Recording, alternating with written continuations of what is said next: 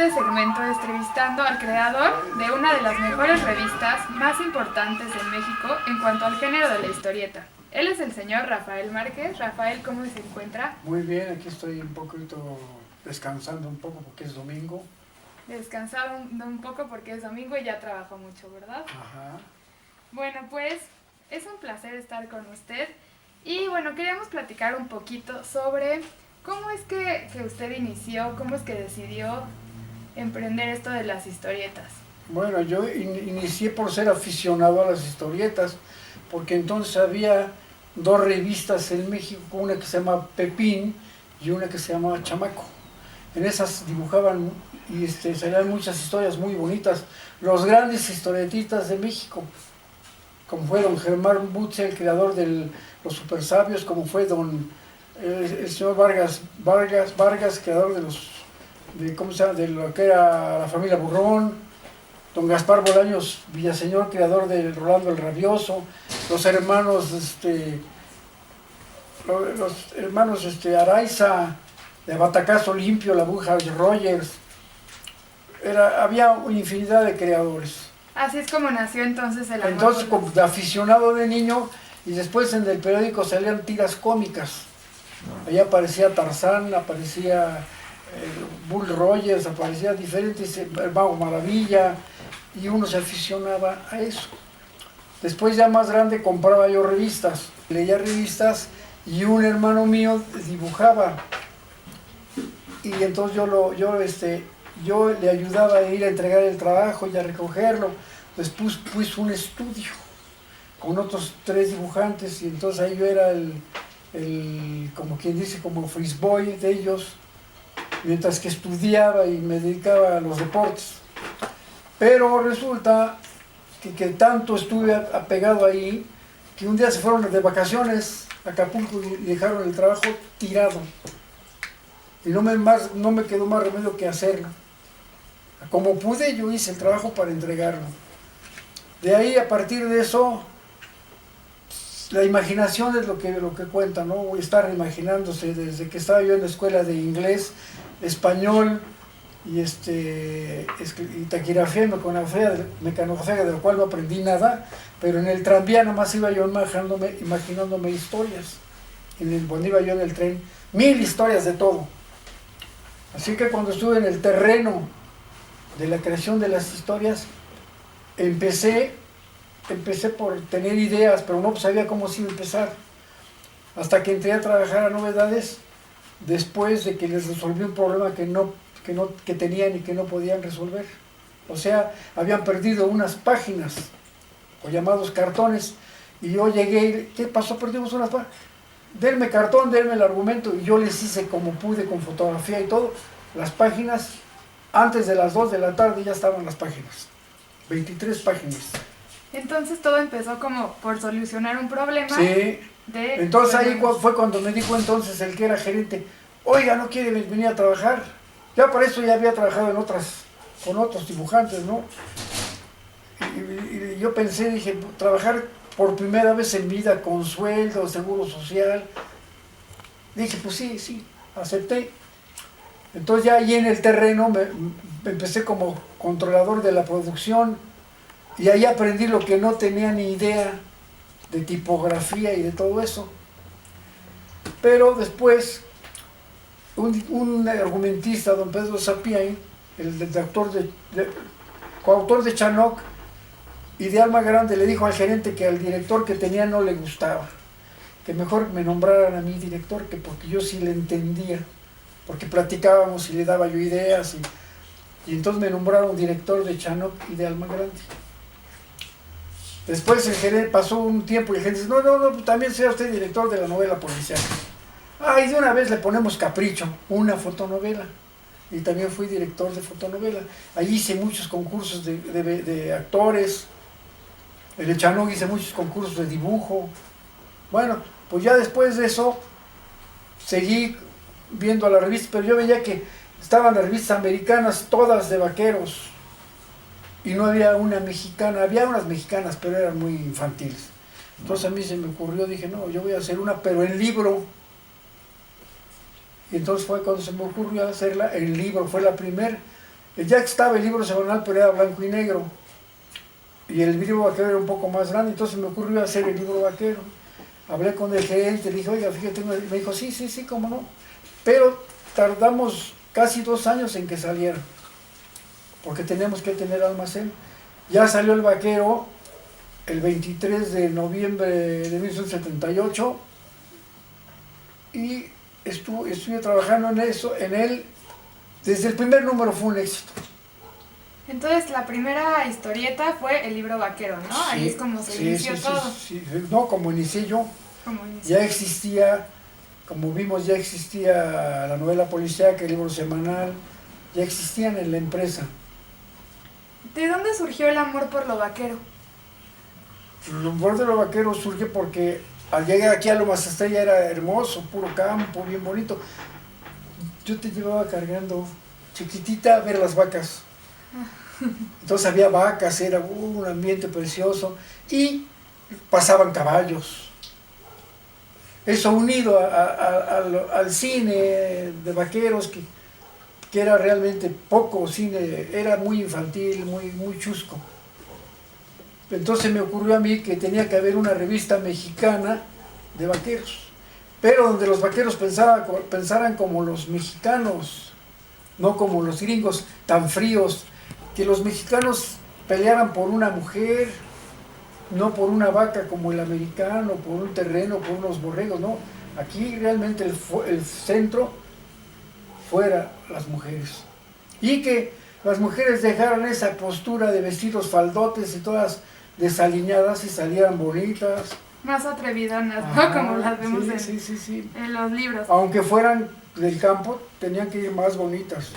Entonces, el éxito, ¿cuál podría decir usted que es el éxito de la revista Vaquero? Bueno, el éxito de la revista consiste en que no nada más es la frialdad de una historia, tiene que tener romanticismo, tiene que tener ternura, tiene que tener violencia y tiene que tener acción. O no es nada más, el vaquero no es frío, tiene que tener amor, tiene que tener, sobre todo tiene que haber reflejada el odio, los celos, el amor, para que tenga un éxito. Es lo que a la gente le gustó. Eso es lo que atrajo. Porque no eran unas historias frías. Eran hermosísimas las historias americanas, reconozco, pero eran frías. Eran frías. En el aspecto sentimental. Y en el vaquero encontramos de todo un poco, ¿no? En el vaquero encontramos, yo dirigí aproximadamente 1000 números. 1000 números. De los cuales hice las adaptaciones de todos los números. Porque la adaptación no nada más es la historia así, hay que hacer una especie de reparto cinematográfico de los cuadros chicos, los cuadros grandes, los cuadros que son muy importantes, tienen que ser más grandes que los que no son importantes. Rafael. El color es importantísimo porque yo estudié arte y ciencia del color en varios libros, pero yo había estado en la Academia de la Esmeralda, y ahí tuve los principios del color. Entonces era importante que los personajes tuvieran colores apropiados, no chillantes, no extravagantes. Cuéntanos un poco de tu equipo. ¿Quiénes trabajaron contigo? En mi equipo trabajaron aproximadamente, bueno, realmente el argumentista que más trabajó conmigo fue don Guillermo González Guerrero, que tenía el nombre de Billy Flynn, ¿cómo te debemos llamar? No el apodo, porque no es apodo, es un nombre artístico, Billy Flynn.